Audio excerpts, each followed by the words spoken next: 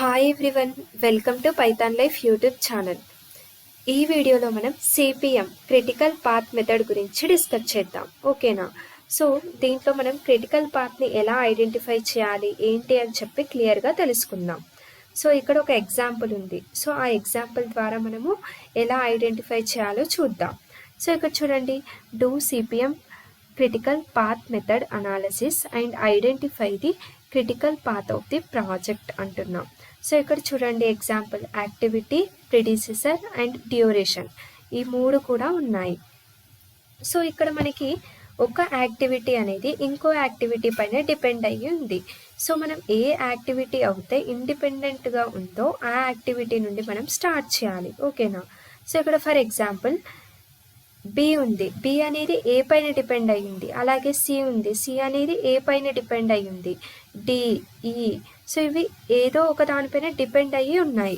But where as ఏకి వచ్చేసరికి ఇక్కడ ఏ అనేది ఇండిపెండెంట్గా ఉంది, దేనిపైన కూడా డిపెండ్ అయ్యి లేదు, ఇక్కడ ఎంటీ ఉంది కదా. సో అందుకని మనము ఏతో మనము స్టార్ట్ చేయాలి. ఓకేనా? సో ఇక్కడ చూడండి, అందుకే నేను స్టార్ట్ విత్ ఏ డయాగ్రామ్లో ఏతో స్టార్ట్ చేశాను. నెక్స్ట్ ఇక్కడ బి అనేది, బి యొక్క ప్రిడిసెసర్ ఏముంది, ఏ ఉంది. సో అందుకే ఇక్కడ ఏ నుండి బికి వచ్చింది, అంటే బి యొక్క ప్రిడిసెసర్ వాల్యూ ఏముంది, ఏ ఉంది కాబట్టి. అండ్ నెక్స్ట్ ఇక్కడ సి యొక్క ప్రిడిసెసర్ వాల్యూ ఏముంది, ఇక్కడ ఏ ఉంది. సో అందుకని సి యొక్క predecessor value A. And next D అనేది దేనిపైన డిపెండ్ అయి ఉంది, బి పైన డిపెండ్ అయి ఉంది. సో అందుకని ఇక్కడ డి అనేది బి పైన డిపెండ్ అయి ఉంది కాబట్టి బి నుంచి మనకి డి అనేది వచ్చింది. అండ్ నెక్స్ట్ ఇక్కడ ఈ అనేది దేనిపైన డిపెండ్ అయి ఉంది, సి పైన.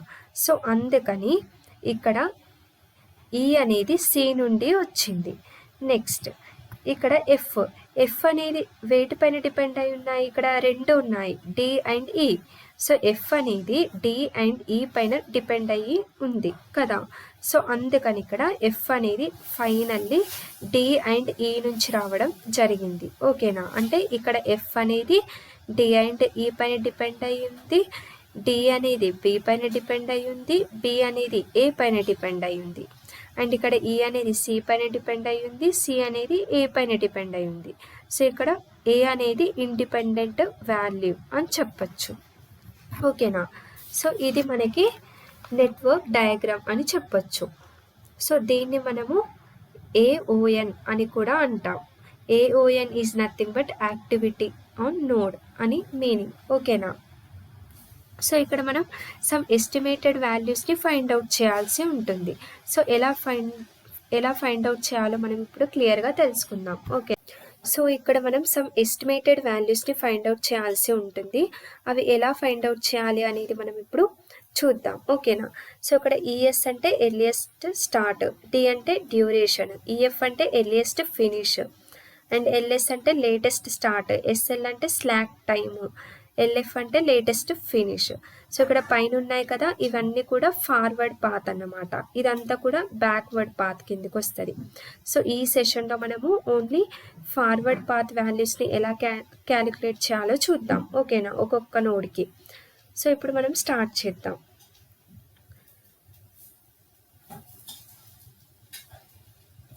సో ఇక్కడ నేను ఫార్వర్డ్ పాత్ యొక్క వాల్యూస్ని ఎలా ఫైండ్ అవుట్ చేయాలో మనం చూద్దాం. ఫస్ట్ వచ్చేసి మనము యాక్టివిటీ నోడ్ ఏ యొక్క ఎస్టిమేటెడ్ వాల్యూస్ని మనము ఫైండ్ అవుట్ చేద్దాం. ఓకేనా?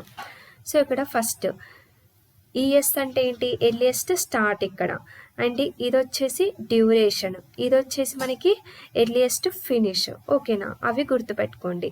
అండ్ అలాగే మనకి ఫస్ట్ ఇక్కడ క్వశ్చన్ ఉంది కదా స్లైడ్లలో, యాక్టివిటీ, ప్రిడిసెసర్, డ్యూరేషన్ అని చెప్పి. సో దీన్ని చూస్తుంటే మనకి ఈ డయాగ్రామ్ అనేది అర్థమవుతుంది. ఓకేనా?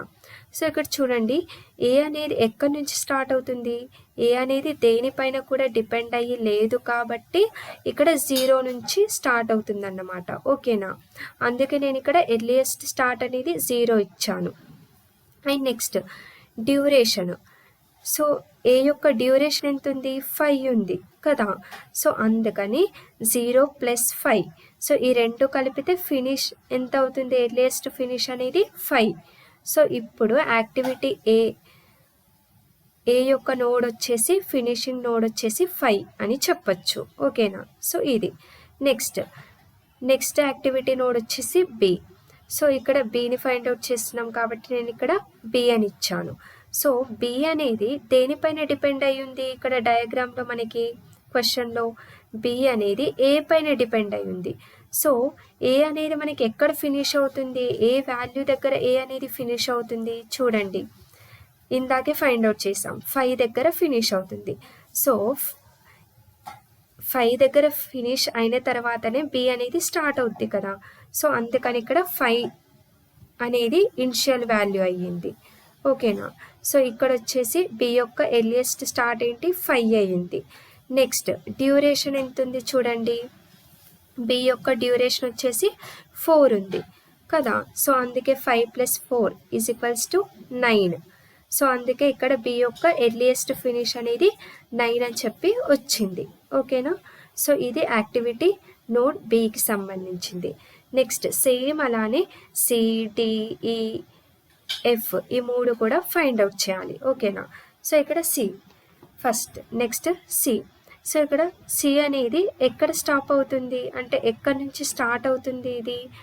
సో ఇక్కడ సి అనేది ఫస్ట్ దేనిపైన డిపెండ్ అవుతుందో ఈ క్వశ్చన్లో చూడండి. సి అనేది ఏ పైన డిపెండ్ అవుతుంది. సో ఏ అనేది ఏ వాల్యూ దగ్గర ఫినిష్ అవుతుంది, 5 దగ్గర ఫినిష్ అవుతుంది. సో అందుకని ఇక్కడ ఎర్లియస్ట్ స్టార్ట్ అనేది 5 ఇచ్చాము. నెక్స్ట్ సి యొక్క డ్యూరేషన్ ఏముంది చూడండి, ఇక్కడ సి యొక్క డ్యూరేషన్ వచ్చేసి 5 ఉంది. సో అందుకని ఇక్కడ డ్యూరేషన్ ప్లేస్లో 5 ఇచ్చాను. సో 5 + 5 10. సో టోటల్ మనకి 10 అని చెప్పి వచ్చింది. ఇప్పుడు సి అనేది ఎక్కడ ఫినిష్ అవుతుంది, టోటల్గా 10 దగ్గర ఫినిష్ అవుతుంది. సో ఈ రకంగా మనం సి వరకు ఫైండ్ అవుట్ చేసాం. ఇప్పుడు నెక్స్ట్ డి అనేది చూద్దాం. సో ఇక్కడ సేమ్, ఇక్కడ నేను యాజ్ ఇట్ ఈజ్ ఏని తీసేసి రిమూవ్ చేసి ఇక్కడ డి అని ఇస్తున్నాను. సో ఇప్పుడు మీరు అబ్జర్వ్ చేసి చెప్పండి, ఇక్కడ డి అనేది దేనిపైన డిపెండ్ అయ్యి ఉంది, బి పైన కదా. సో బి అనేది ఎక్కడ ఫినిష్ అవుతుంది మనకి చూడండి, బి అనేది 9 దగ్గర ఫినిష్ అవుతుంది. సో అప్పుడు నేను ఇక్కడ ఏం రాయాలి, 9 రాయాలి కదా, 9 అని రాస్తున్నాను. నెక్స్ట్ డి యొక్క డ్యూరేషన్ ఎంత ఉంది చెక్ చేయండి. డి యొక్క డ్యూరేషన్ వచ్చేసి 6 ఉంది కదా. సో ఇక్కడ 6. సో ఇప్పుడు 9 + 6 మనకి టోటల్ ఎంత అవుతుంది, ఇక్కడ డి యొక్క ఫినిషింగ్ వచ్చేసి మనకి ఇక్కడ 15 వస్తుంది కదా. సో ఈ రకంగా మనము ఫైండ్ అవుట్ చేస్తాం. సో ఇక్కడ మనం డికి ఫైండ్ అవుట్ చేస్తున్నాం కాబట్టి ఇక్కడ డి అని చెప్పి ఇస్తున్నాను.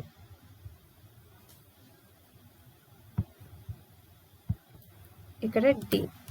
ఓకేనా. సో ఈ రకంగా డిది కూడా ఫైండ్ అవుట్ చేసాం. నెక్స్ట్ వచ్చేసి సేమ్ ఇక్కడ ఈ. సో ఈ అనేది దేనిపైన డిపెండ్ అయి ఉంది, ఇక్కడ క్వశ్చన్లో చూడండి, ఈ అనేది సి పైన డిపెండ్ అయి ఉంది కదా. సి ఎక్కడ ఫినిష్ అవుతుంది, 10 అనే వాల్యూ దగ్గర ఫినిష్ అవుతుంది. సో సి తర్వాతనే ఈ స్టార్ట్ అవుతుంది కాబట్టి ఇక్కడ వాల్యూ వచ్చేసి 10 ఇవ్వండి. నెక్స్ట్ ఈ వాల్యూ యొక్క ఈ యాక్టివిటీ నోడ్ యొక్క డ్యూరేషన్ ఎంత ఉంది చెక్ చేయండి. ఈ యొక్క డ్యూరేషన్ వచ్చేసి 3 ఉంది కదా.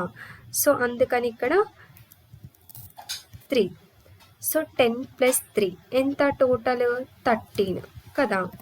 సో ఇప్పుడు మనకి ఈ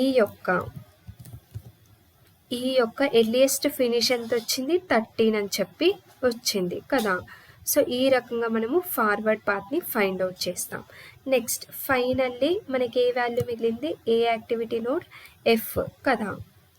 సో ఎఫ్ది కూడా ఫైండ్ అవుట్ చేద్దాం. సో ఎఫ్ అనేది దేనిపైన డిపెండ్ అయి ఉంది, ఎఫ్ అనేది రెండిటిపైన డిపెండ్ అయి ఉంది, డి అండ్ ఈ కదా.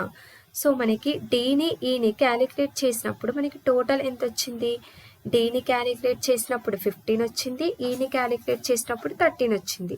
ఇప్పుడు మీకు డౌట్ రావచ్చు, ఎఫ్ అనేది రెండిటిపైన డిపెండ్ అయ్యింది కదా, సో ఏ వాల్యూని మనం తీసుకోవాలి అని చెప్పి. సో ఇక్కడ మ్యాక్సిమం వాల్యూ దేనికైతే వస్తుందో ఆ వాల్యూని మనము ఫినిషింగ్ వాల్యూగా మనము తీసుకోవాల్సి ఉంటుంది. ఓకేనా. సో ఇప్పుడు 15, సో 15 అనేది మ్యాక్సిమం ఉంది కాబట్టి ఎఫ్ అనేది 15 తర్వాత స్టార్ట్ అవుతుంది. ఓకేనా. సో అందుకని నేను ఇక్కడ 15 అని చెప్పి తీసుకున్నాను.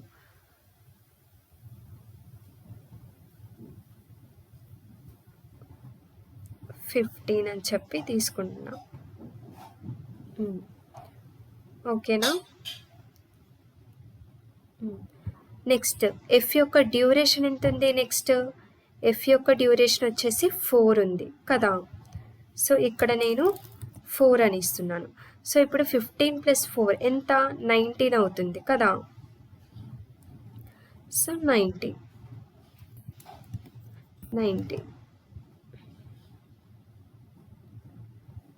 సో ఇది యాక్టివిటీ నోడ్ దేనికి సంబంధించింది? ఎఫ్ కదా. సో ఈ రకంగా మనము ఈచ్ యాక్టివిటీ నోడ్ యొక్క ఎస్టిమేటెడ్ వాల్యూస్ని క్యాలిక్యులేట్ చేయడం అనేది జరిగింది కదా. సో జస్ట్ ఇప్పటివరకు మనము ఫార్వర్డ్ పాత్ని మాత్రమే క్యాలిక్యులేట్ చేసాము. నెక్స్ట్ బ్యాక్వర్డ్ పాత్ని, అంటే ఈ కింది వాల్యూస్ ఇప్పటివరకు ఏంటి, జస్ట్ మనము ఈ ఈఎస్, ఈఎఫ్, డి ఇవి మాత్రమే, అంటే ఫార్వర్డ్ పాత్ మాత్రమే క్యాలిక్యులేట్ చేసాం. So next backward path is nothing but LS అంటే లేటెస్ట్ స్టార్ట్, ఎస్ఎల్ అంటే స్లాక్ టైమ్, ఎల్ఎఫ్ అంటే లేటెస్ట్ ఫినిష్.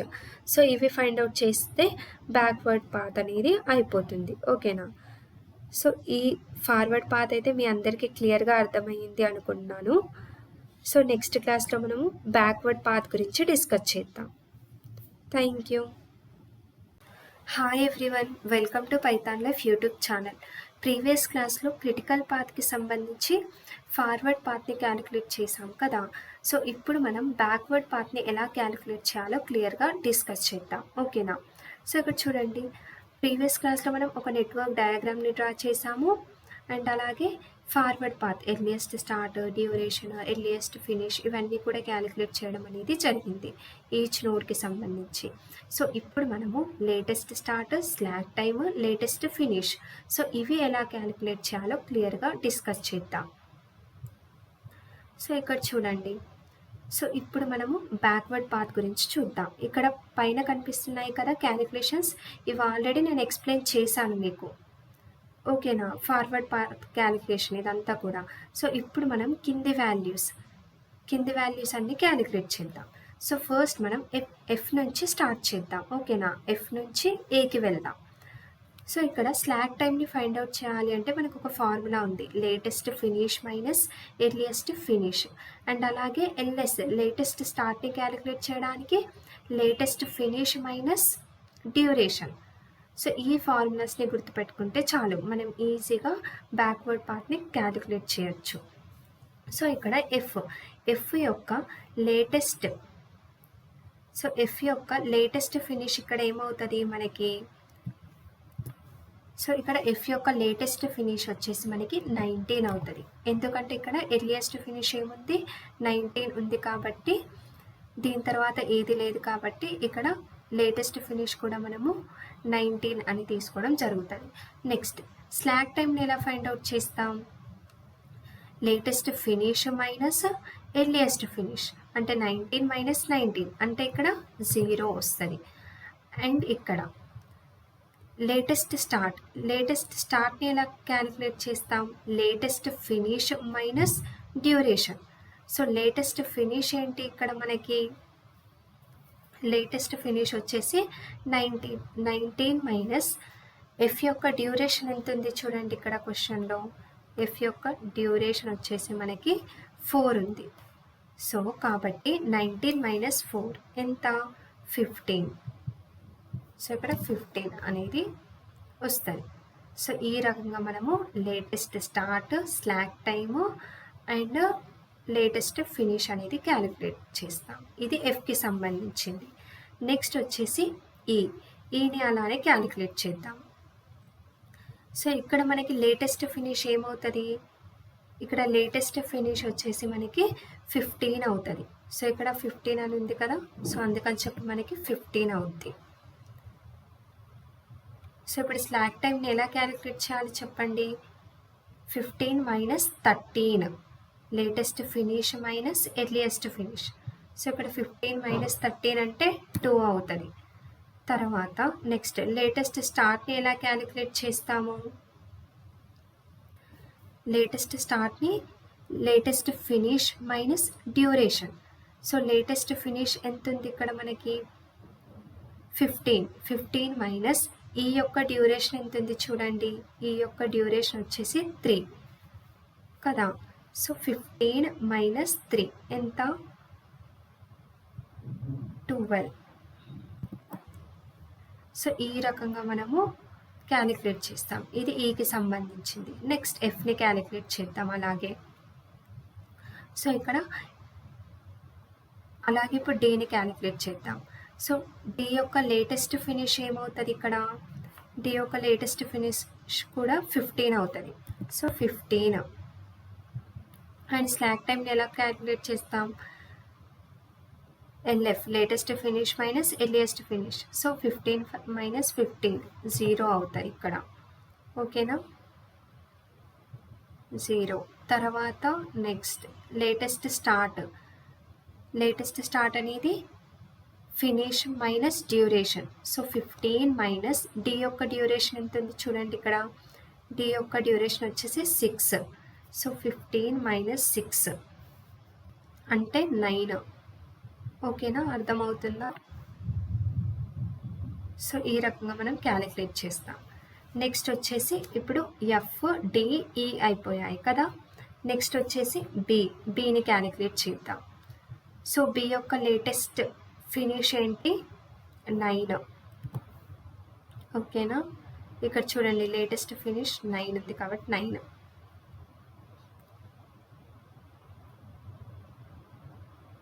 సో 9 వచ్చింది కదా. ఇప్పుడు స్లాక్ టైం అంటే ఏంటి. Latest finish minus earliest finish అంటే 0 వస్తుంది ఇక్కడ స్లాక్ టైం.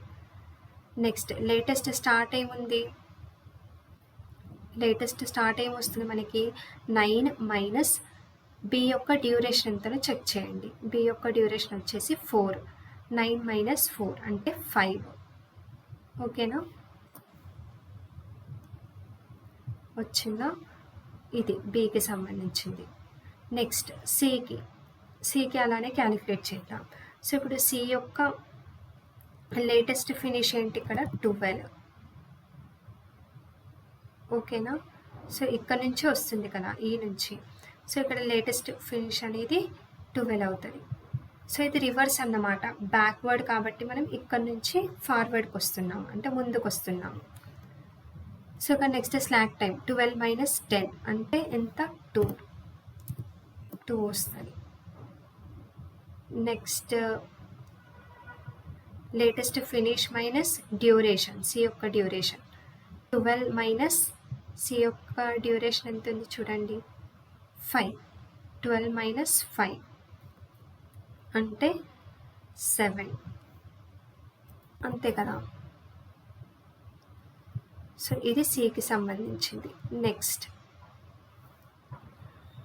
ఇక్కడ ఇప్పుడు ఏకి మనకి 2 ఉన్నాయి కదా, 2 నోట్స్ ఉన్నాయి అటాచ్డ్గా బి అండ్ సి. సో ఇప్పుడు ఈ రెండిట్లో మనం దేనిని లేటెస్ట్ ఫినిష్గా తీసుకోవాలి అని చెప్పి మీకు డౌట్ రావచ్చు కదా. సో ఫార్వర్డ్ పాత్లోనైతే మనము మ్యాక్సిమం నెంబర్ని తీసుకున్నాం కదా. సో ఇప్పుడు బ్యాక్వర్డ్ కాబట్టి మనము ఆపోజిట్ అన్నమాట, అంటే మినిమం వాల్యూని మనం తీసుకోవాల్సి ఉంటుంది. ఇప్పుడు ఇక్కడ లేటెస్ట్ ఫినిష్ వచ్చేసి 7 ఉంది, ఇక్కడ లేటెస్ట్ ఫినిష్ వచ్చేసి మనకి 5 ఉంది.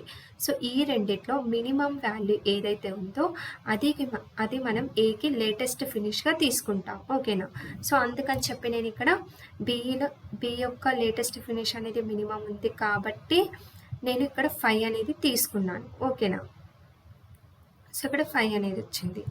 నెక్స్ట్ 5 మైనస్ 5 స్లాక్ టైం 0 అంతే కదా, latest finish minus earliest finish.